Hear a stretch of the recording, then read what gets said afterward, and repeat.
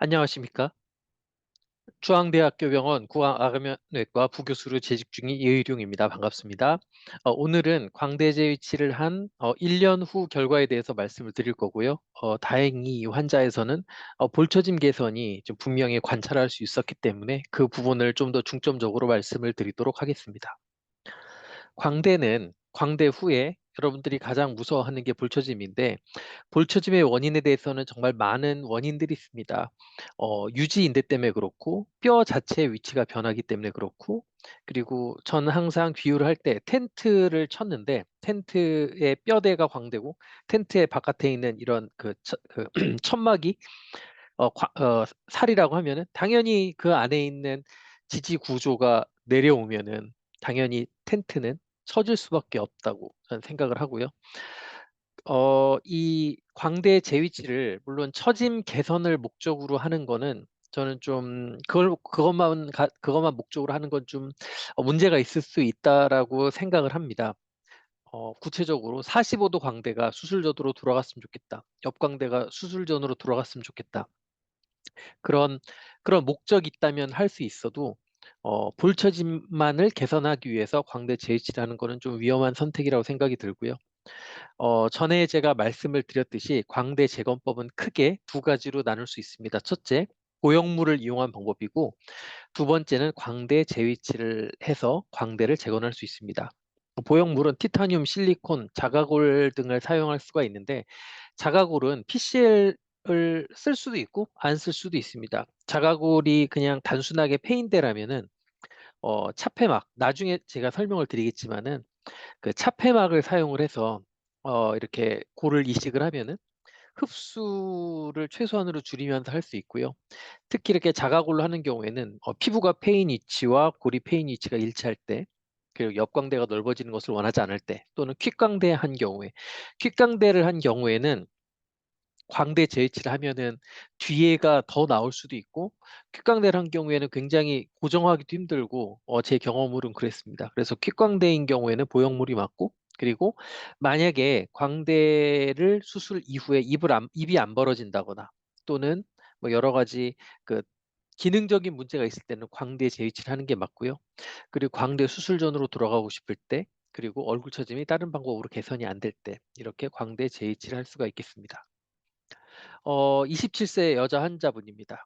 45도 광대를 재건 원함. 환자분께서 처음에 오셨을 때 말씀하셨던 바는 이렇게 네 가지가 있는데, 좌우 수술 전처럼, 광대 수술 전처럼 45도 광대를 재건하길 원하셨습니다. 그리고 상방에서 조명이 들어오면 좌측 관골궁 부위부터 볼까지 선이 생긴다.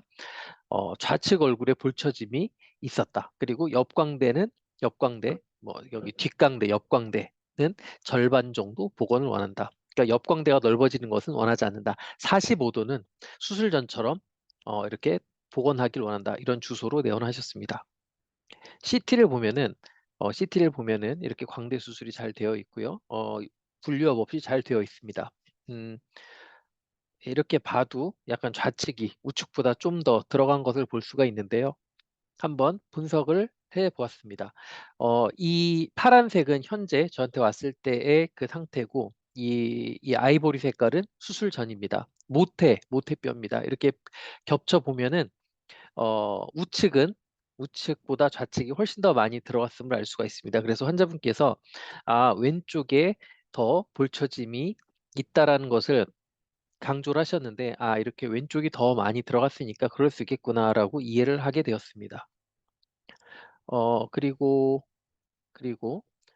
이렇게 보면은 광대 수술할 때 이 부분을 자르는 경우가 있고 안 자르는 경우가 있는데, 이분 같은 경우에는 이 부분을 잘랐고요. 잘랐고, 좌측의 경우에도 잘랐습니다. 이것은 분류압은 아니고 약간 패임이 있는데, 이건 뭐 전혀 문제가 없다고 보여지고요. 네. 그리고 하악각 성형술도 하고 턱끝 성형술까지 같이 진행을 하였습니다. 환자분께서는 이 턱에 대해서는 전혀 불만이 없으셨고요. 광대에 대해서만 좀 복원하기를 원하셨습니다. 어, 볼처짐이, 그러니까 저희가 어떤 문제를 해결을 하기 위해서는 그것을 정확하게 정의해야 된다고 생각을 하고요. 더 정확하게 해결을 하기 위해서는 수치화해야 된다고 생각을 합니다. 저는 이 볼 처짐을 수치화하는 작업을 지금 하고 있는데 다음에 그것이 되면은 제가 말씀을 드릴 거고요. 일단은 볼처짐은 크게 두 가지 부분에서 제가 있다고 생각을 하는데 앞볼처짐과 옆볼처짐입니다. 이게 볼처짐일 수도 있고 볼뭉침일 수도 있는데 이게 수술 후거든요. 수술 전.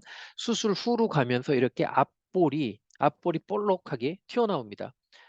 이거는 처짐일 수도 있고 옆에가 이렇게 줄면서 이 갈 데가 없으니까 살이 앞으로 몰렸을 수도 있고 또는 유지인대들이 어쩔 수 없이 손상을 받기 때문에 그 안에 있는 컴파트먼트들의 이동 때문에 앞볼이 뭉쳤을 수도 있습니다. 그리고 옆볼 처짐입니다. 광대 수술을 하면서 여기 보시면은 위쪽에 이쪽은 돌출이 들어가면서 여기가 나오게 됩니다. 당연히 여기가 들어가면서 살이 밑으로 이렇게 그래서 이 옆볼이 이렇게 이건 처짐이라기보다는 뭐 얼굴살의 재배치라고 볼 수가 있겠는데 당연히 수술하신 분들은 처짐이라고 생각할 수가 있겠습니다. 이쪽이 좀 이렇게 쫙 이렇게 이래야지 좀 나이도 어려 보이고 그러는데 여기가 처지니까 좀 더 광대는 들어갔지만 좀 더 이렇게 얼굴이 좀 더 나이 들어 보이고 그럴 탄력이 적어 보이는 그런 얼굴이 될 수 있겠습니다. 그래서 이렇게 환자분께서 말씀하시는 볼처짐에 대해서 저희가 확인을 했고요. 그리고 여기서 보시면 분명히 우측 이쪽 우측인데 우측은 요만큼 나왔는데 좌측이 훨씬 더 처짐이 심함을 확인이 됩니다. 분명히 이 이동이 많았기 때문에 이 처지는 양도 더 많았을 거라고 생각을 합니다. 그래서 과연 이 처짐을 해결을 하기 위해서 이 광대 조각을 어떻게 위치를 할 수 있을까? 그것을 정확하게 하기 위해서 시뮬레이션을 해 보았고요. 어 이 광대 재위치 수술은 상당히 고난도의 수술이라고 생각을 합니다. 줄었던 광대를 뼈도 잘린 상태의 광대를 원래대로 펼쳐야 되고 정확하게 펼쳐야 되고 또 그 분류합이 와서도 안 되기 때문에 좌우가 대칭이 돼야 되고 그래서 여러 가지 기술을 사용을 해서 가능하면은 수술이 최대한 잘 될 수 있는 방향으로 수술을 해야 된다고 생각을 하고 있고 실제로 그렇게 하고 있습니다. 일단은 세그멘테이션이라는 작업인데요. 우리가 수술하면서 이동해야 될 부분을 이렇게 디지털로 세그멘테이션을 합니다. 그래서 나중에 이 부분을 제가 골절단을 할 것이고 그래서 이 부분을 이렇게 세그멘테이션을 합니다. 그래서 그다음에는 이 세그멘테이션 한 뼈를 모태 위치로 그러니까 환자분께서 원하시는 게 적어도 45 도는 모태 위치로 돌아가는 거니까 모태 위치로 원래의 위치로 이것을 돌립니다. 그렇게 되면은 근데 이렇게 할 수가 없는 게 수술하면서 이만큼이 잘려 나갔기 때문에 이 상태로 수술할 수는 없고요. 이 상태로 빼고서 여기를 뭐 골반뼈나 그런 거로 이렇게 집어넣는 거는 저는 거의 불가능하다고 생각하고 그렇게 수술을 하지 않습니다. 그래서 일단은 광대뼈를 모태 위치로 이동을 합니다. 이게 현재고 모태 위치로 이동을 하였습니다. 그리고 나서 최대 골 접촉 위치로 이동합니다. 이 세그멘테이션 한 거를 이 바깥쪽으로 펼쳐진 것은 유지를 하면서 최대 골 접촉을 할 수 있는 위치로 이동합니다. 어쩔 수 없이 이 뒷광대 부분은 뜰 수밖에 없습니다. 그래서 여기 보시면은 이쪽 그림인 경우에 이쪽 그림은 이게 모태입니다. 그리고 이제 음 최대 골 접촉 위치로 이동을 하고 마지막으로 환자분께서 원하시는 대로 이 미세 조절을 합니다. 미세 조절이란 게 무슨 얘기냐? 환자분께서 45 도는 수술 전처럼 최대로 나오고 싶다고 그랬으니까 45 도는 수술 전처럼 맞추고 그리고 옆광대는 절반 정도를 원하셨기 때문에 어 여기가 여기까지 나가야 되는데 한 절반 정도로 맞춥니다. 여기서도 절반 정도로 맞추고요. 이거는 환자의 모태고 이건 우리가 가고자 하는 방향이고 그리고 이거는 현재 위치입니다. 현재 위치. 현재 위치, 그러니까 현재 위치고 요건 우리가 가고자 하는 그 방향입니다.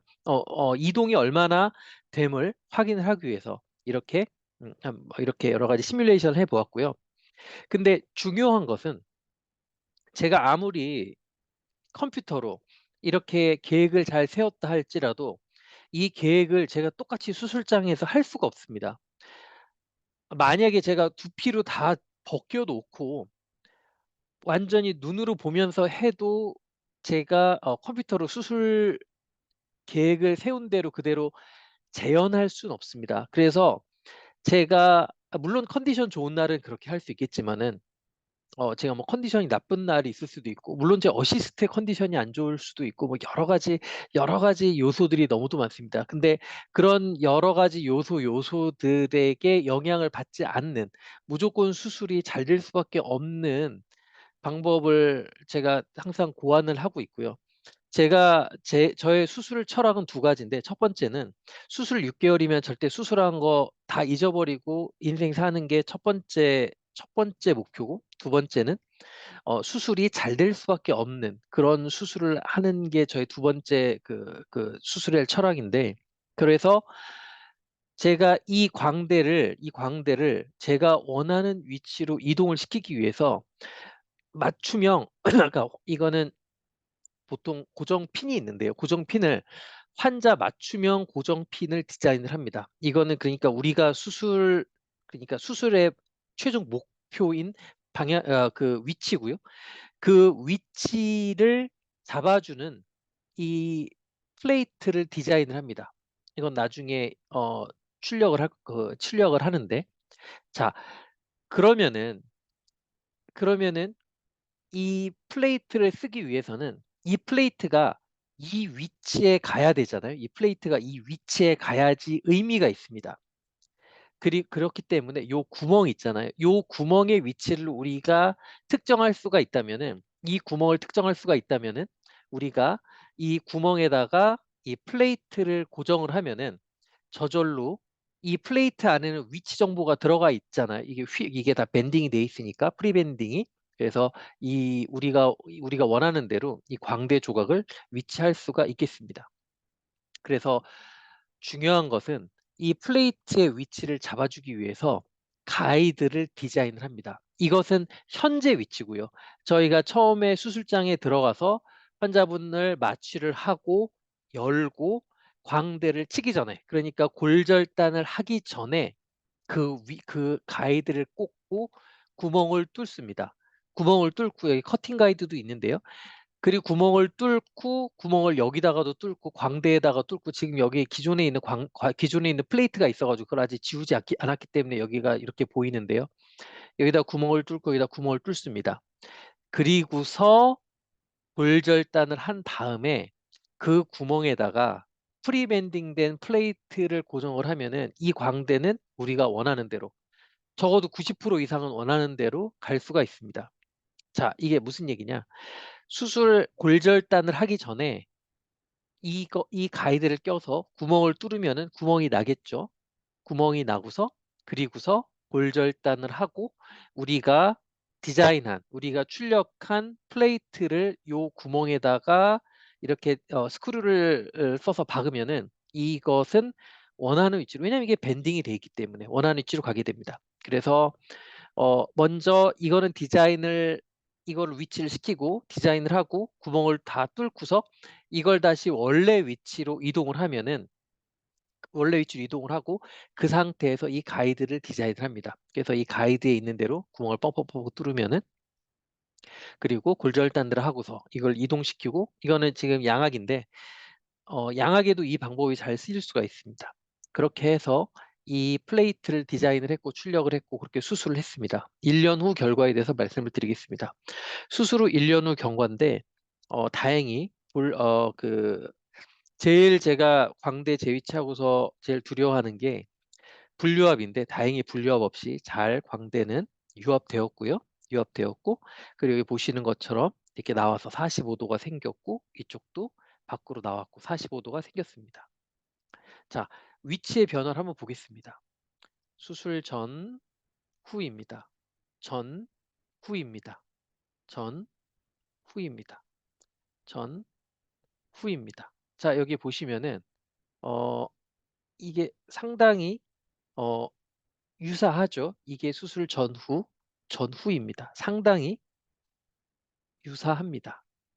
이거 저희가 계획을 세웠던 것과 상당히 유사하게 이 옆광대는 절반 정도 움직였고, 그리고 45도는 잘 움직였습니다. 그리고 이제 45도를 보면은 많은 경우에 광대 재이치만 해서, 왜냐하면 골절단이 한번 됐었기 때문에 45도 광대를 수술 전처럼 이렇게 돌출감 있이 만드는 것이 어려운 경우가 많습니다. 그래서 저는 항상 재위치를 하는 경우에 두 가지 목적으로 자가골 이식을 하는데, 자, 첫 번째는 이 광대를 잘 유압되게 하기 위해서 고리식을 하고, 두 번째는 45도의 돌출을 수술 전으로 맞춰주기 위해서 이 광대 JH만으로 모자란 이 돌출량을 만들어주기 위해서 이 이렇게 자가골 이식을 합니다. 여기 보시면은 자가골이 잘 이식이 됐고요. 이렇게 해서 자가골 잘 이식이 됐고 됐습니다. 자, 그리고 과연 앞볼 처짐이 개선이 됐을까요? 그렇게 눈에 띌 정도로 많이 되진 않았지만 좀 됐습니다. 여기 보시면 이게 볼록 튀어나왔던 게 옆에가 나가면서 좀 옆으로, 뭐랄까, 확실하게 들어갔다고는, 약간 들어는 갔지만 뭐랄까 좀 이게 펼쳐지면서 이 앞볼이 좀 볼록한 그런 느낌이 개선이 되었습니다. 그리고 45도의 변화를 보면은 수술 전, 후 45도는 확실하게 산 것이 관찰이 됩니다. 자, 그리고 이제 볼처짐이 얼마나 개선되는지 확인을 해보겠습니다. 수술 전, 후입니다. 여기 보시면은 45도가 나오면서 옆볼을 확 당겨가지고 올라갔음이 관찰이 됩니다. 이쪽도 그렇고 이쪽도 이렇게 쫙 올라갔고, 이제 환자분한테 뭐 물어봤거든요. 혹시나 뭐 이렇게 울세라나 그런 거 하셨는지. 근데 그런 거 하셨다고 하지 않았고, 체중 변화도 별로 없다고 하셨습니다. 그러니까 이거는 다른 요인들이 다 이렇게 배제가 되기 때문에, 광대를 재위치했기 때문에 여기에 있는 살이 딸려서 올라갔다고 생각이 듭니다. 그리고 자, 이제 45도를 확인을 하면은 왼쪽인 경우에 확실하게 45도가 올라가면서, 이게 올라가면서 이 살을 끌고 올라갔다고 생각이 들고요. 이게 올라가면서 광대 수술을 하면 뭐 거꾸로 과정이죠. 이게 들어가면 얘가 나오는 거고, 광대를 재이치하면 여기가 나오면서 여기가 들어가는 거고, 우측도 이렇게 개선이 되었습니다. 아까 재위치한, 제가 우측에다가 더 많이 고리식을 했는데 그 재위치만 해서 좀 확실하게 45도가 나오는 그게 좀 모자랐기 때문에 제가 더 이식을 했고, 결과적으로 좀 잘한 그런 선택이 되었습니다. 그래서 이제 그 실제로 얼굴을 한번 보면은 환자분께서 가장 개선을 하고 싶었던 부분이 이 부분입니다. 이 부분 45도, 왼쪽에 45도 부분인데, 이렇게 좀 평평했던 게 살았습니다. 잘 살았고, 그리고 여기에 약간 처졌던 것이 딸려 올라갔고 그랬습니다. 그래서 제가 오늘 정리를 하자면은, 광대 재위치를 함으로써 환자분께서 원하시는 45도 부위를 수술 전처럼 이렇게 재복원을 해드렸고, 그리고 다행히 거기서 딸려오는 효과로서 볼처짐의 개선 효과도 있었습니다. 근데 중요한 거는 광대 재이치는 상당히 정교한 수술이기 때문에, 물론 경험 많으신 선생님들은 수술장에서도 잘 하고 있고 그런 걸 제가 잘 알고 있습니다. 하지만 저는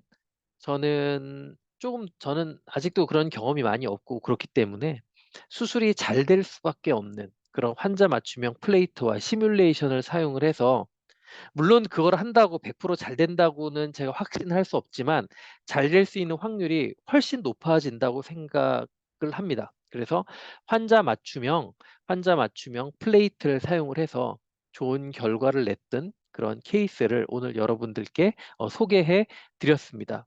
음, 다음 영상에도 더 유익하고 재미있는 내용으로 찾아뵙도록 하겠습니다.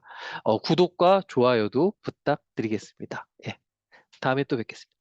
감사합니다.